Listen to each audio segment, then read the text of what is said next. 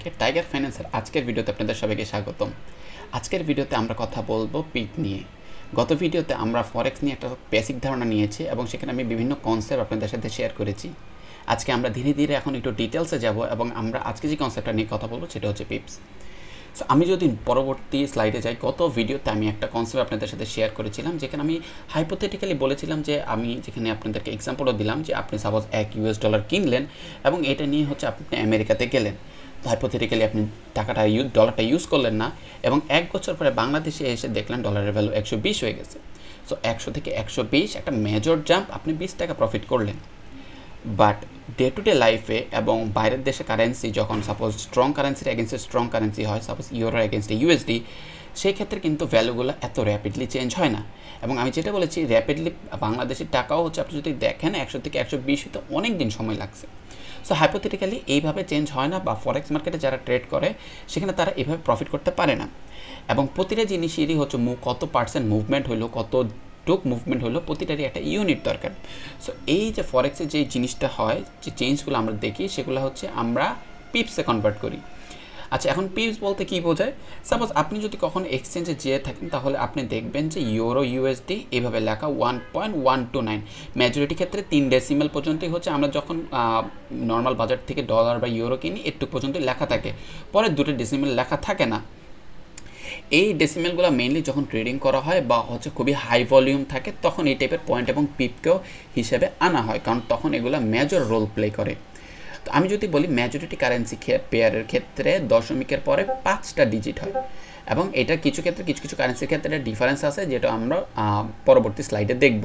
তো আমি যদি বলি দশমিকের পরে 5টা ডিজিট থাকবে, এবং যে শেষ ডিজিটটাকে বলা হয়, এটা একদম স্ট্যান্ডার্ড, যে শেষ ডিজিটটা থাকে সেটাকে বলা হয় পয়েন্ট, এবং 10 পয়েন্টে হয় 1 পিপ।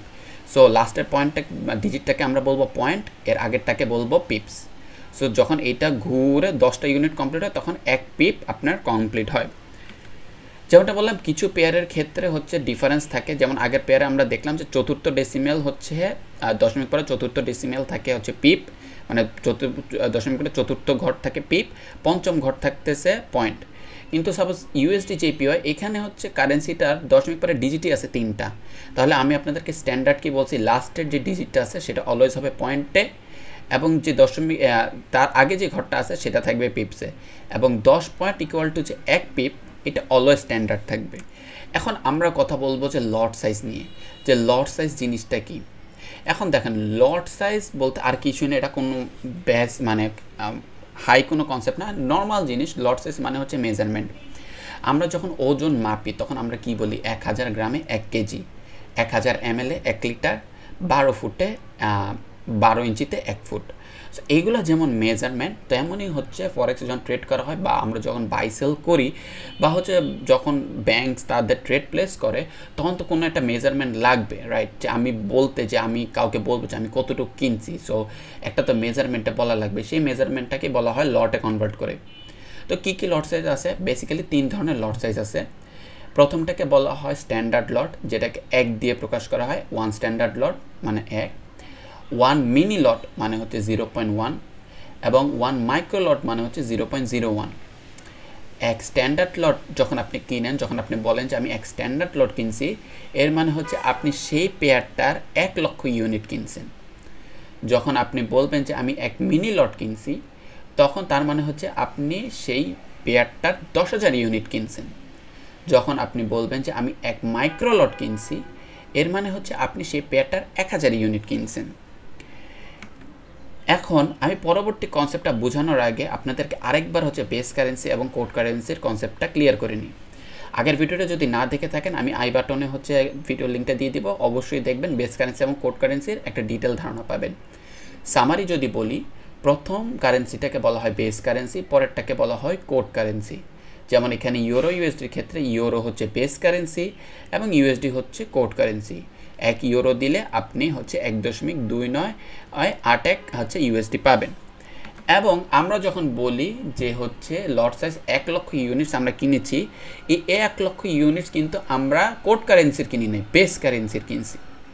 যদি আমি এখন আপনাদের সাথে এক্সাম্পল দিয়ে বোঝাই যে 1 লট ইউরো ইউএসডি কেনার মানে কি। 1 লট ইউরো ইউএসডি কেনার মানে হচ্ছে আপনার 1 লট ইউরো কিনতে আপনার কত পরিমাণ ইউএসডির প্রয়োজন হবে।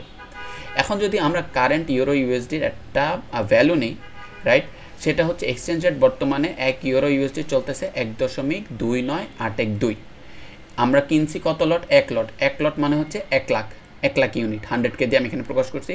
সো আপনি যদি 1 লক্ষ ইউরো কিনতে চান, সেই 1 লক্ষ ইউরো কিনতে আপনার খরচ হবে $1,29,812। তেমনইভাবে আপনি যদি 1 মাইক্রো লট ইউরো কিনতে চান, মানে হচ্ছে 10,000 ইউনিট কিনতে চান, 10,000 ইউরো কিনতে চান, সেক্ষেত্রে আপনার খরচ পড়বে এক্সচেঞ্জ রেট ইন্টু 10,000 ইউনিট, যেটা হচ্ছে $12,912। এখন দেখেন তাহলে পিপ কোনটা ছিল এই জায়গায়? পিপ ছিল কোনটা? পয়েন্ট ছিল কোনটা? যে পয়েন্ট ছিল লাস্টেরটা 2, রাইট, এটাকে এখানে বলা হবে কি পয়েন্ট। এখন আপনি দেখেন এটা যদি 2 থেকে 3 হয়ে যায়, ঠিক আছে, 2 থেকে 3 হয়ে যায়, তাহলে এটাও কিন্তু 2 থেকে 3 হয়ে যাবে।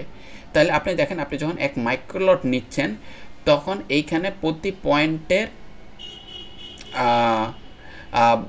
পয়েন্টের চেঞ্জের জন্য কিন্তু এখানেও চেঞ্জ হচ্ছে, রাইট, ও সমানুপাতিক হারে চেঞ্জ হচ্ছে।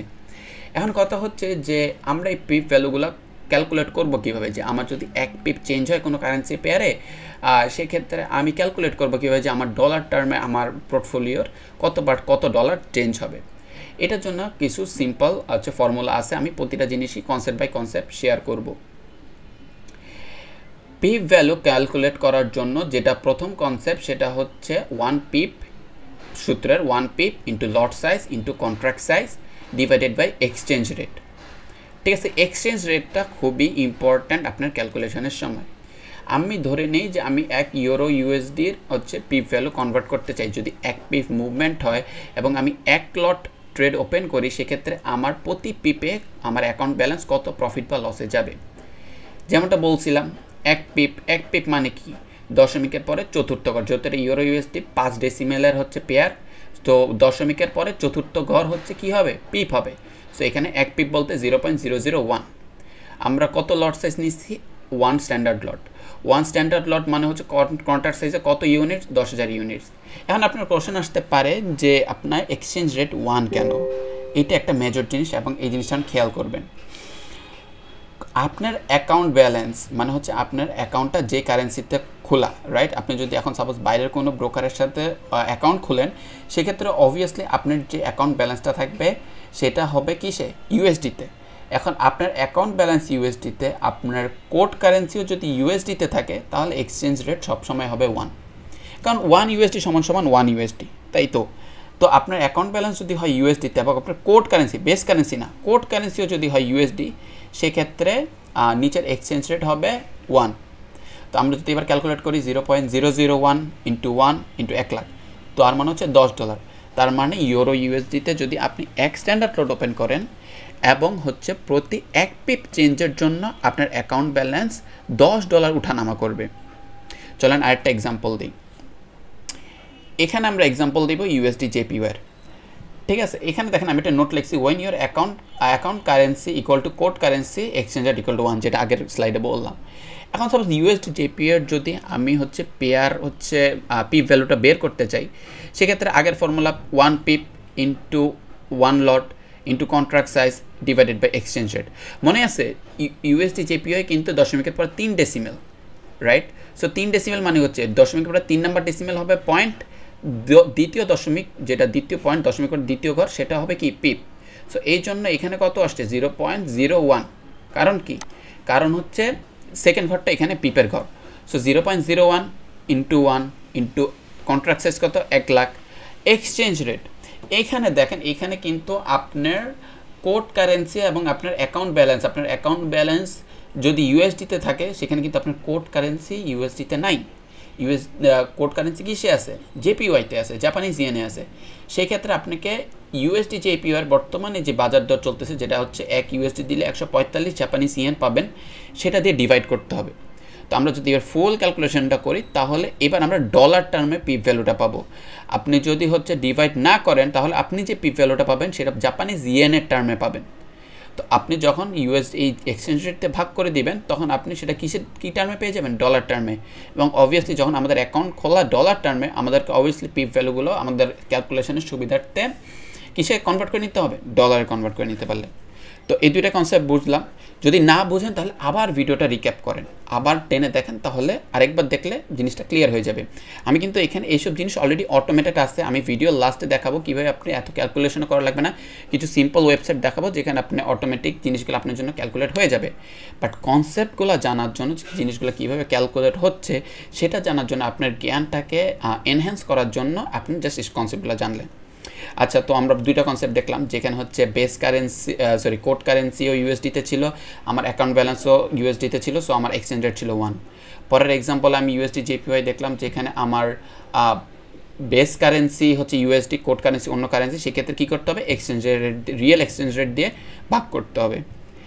এখন এমন একটা কাহিনী আসতে পারে যেখানে হচ্ছে আমার যে কারেন্সি পেয়ারটা আছে এইটাতে ইউএসডি কিছু নাই, নন ইউএসডি পেয়ার, রাইট? কিন্তু আমার অ্যাকাউন্ট ব্যালেন্স তো ইউএসডিতে। আলটিমেটলি আমি যখন আমার হচ্ছে জার্নালটা সাজাবো বা আমার যে ট্রেড জার্নাল আসবে, আমার প্রফিট এবং লস আসবে ইউএসডিতে। সো আমার জন্য পিপ ভ্যালুগুলো ইউএসডিতে কনভার্ট করা অত্যন্ত জরুরি। সেক্ষেত্রে কী করবো? সাপোজ আমি অস্ট্রেলিয়ান ডলার, নিউজিল্যান্ড ডলারে ট্রেড ওপেন করতে চাই, এক্ষেত্রে পিপ ভ্যালুটা কী হবে? 1 পিপ, রাইট? দেন হচ্ছে লট size into contract size into এখানে হবে exchange rate code into USD. Code into USD মানে কি? আচ্ছা, এখানে আমি একটা জিনিস ভুল করছি, যেটা আমি একটু ঠিক করে নিই। আচ্ছা, সো এবার আমাকে এই এক্সচেঞ্জ রেটটাই এখানে ঝামেলা করে। এই এক্সচেঞ্জ রেটের ঝামেলা যদি আপনি বুঝতে পারেন, পুরো কনসেপ্ট আপনার জন্য clear. Australian dollar, Aussie New Zealand dollar, right? Currency pair কত ডেসিমেলের? 5 ডেসিমেলের। পিপ ভ্যালু তাহলে কত নাম্বার ডেসিমেলে আসবে? দশমিক পরে চতুর্থ ঘর, 1 পিপ। কত লট সাইজ নিলাম? 1 লট সাইজ নিলাম। কত ইউনিট? 1 লটে 1 লক্ষ ইউনিট। এখন যে আমি কনভার্ট করলাম, এই যে পিপ ভ্যালুটা আমি পাইলাম না, এটা কিসের পিপ ভ্যালু? এই কোড কারেন্সি পিপ ভ্যালু। অর্থাৎ এখানে যদি 1 পিপ মুভমেন্ট হয় তাহলে আমার 10 নিউজিল্যান্ড ডলার আপ ডাউন করবে। কিন্তু আমার অ্যাকাউন্ট ব্যালেন্স কি হচ্ছে নিউজিল্যান্ড ডলারে ছিল। যদি আমার অ্যাকাউন্ট ব্যালেন্স নিউজিল্যান্ড ডলারে থাকতো তাহলে আমাকে আর কিচ্ছু করা লাগতো না, কারণ তখন আলটিমেটলি আমার সব ক্যালকুলেশন কিসে আসতো? নিউজিল্যান্ড ডলারে আসতো। যেহেতু আমার হচ্ছে অ্যাকাউন্ট ব্যালেন্স হচ্ছে ইউএসডিতে, সেহেতু আমাকে এই নিউজিল্যান্ড ডলারটাকে ইউএসডি টার্মে হচ্ছে কনভার্ট করে নিতে হবে।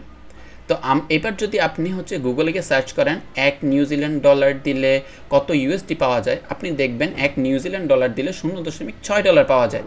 তাহলে আমরা এখানে পাইলাম পিপ ভ্যালু 10 নিউজিল্যান্ড ডলার। 10 নিউজিল্যান্ড ডলারকে যদি নিউজিল্যান্ড ডলারের এগেনস্টে ইউএস ডলার যে ভ্যালু, সেটা দিয়ে আপনি গুণ করেন, তাহলে আপনি এই ট্রেডে আপনার প্রতি পিপ মুভমেন্টের জন্য ইউএস ডলার টার্মে কত ডলার আপ ডাউন করবেন সেটা পাবেন। Concept clear? যদি না বুঝে থাকেন আবার হচ্ছে ভিডিওটা দেখতে পারেন প্রথম থেকে লাস্ট পর্যন্ত। স্টিল যদি আপনার কোনো কোশ্চেন থাকে আপনি হচ্ছে কমেন্ট বক্সে জানাতে পারেন। ভিডিওর মাঝখানে আমি বলছিলাম যে এই যে কনসেপ্টগুলো আমরা শিখতেছি এগুলো জাস্ট হচ্ছে জানার জন্য, এগুলো এখন করার প্রয়োজনও নাই, আপনার জাস্ট জ্ঞানটা এনহ্যান্স করার জন্য আপনি জানলেন।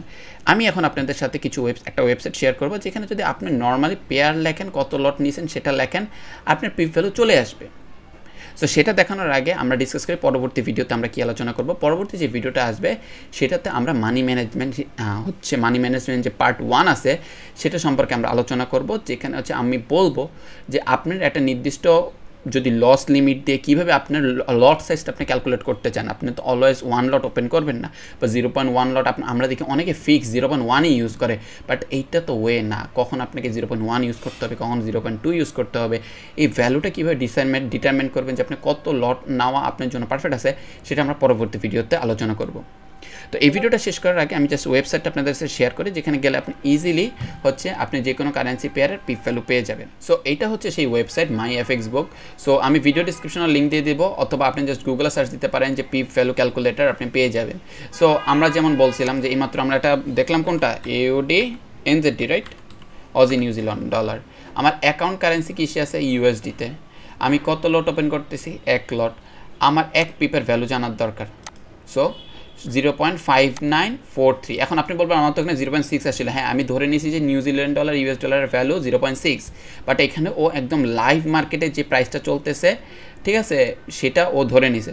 সো আপনি এখানে একদম অ্যাকুরেট ভ্যালুটা পাবেন। তো আজকের ভিডিও এই পর্যন্তই ছিল। আশা করি আপনাদের সবার ভিডিওটা অনেক ভালো লেগেছে। যদি ভিডিওটা ভালো লেগে থাকে অবশ্যই চ্যানেলটাকে সাবস্ক্রাইব করবেন, লাইক দিবেন এবং আমার বোঝানো কোনো কনসেপ্ট নিয়ে যদি আপনার স্টিল ডাউট থাকে আপনি নিচে কমেন্ট বক্সে লিখতে পারেন, বা কোনো কনসেপ্ট যেটা আপনি বুঝেন নাই বা আমি কমপ্লেক্সভাবে বুঝেছি সেটা যদি আপনি কমেন্টে লিখতে পারেন।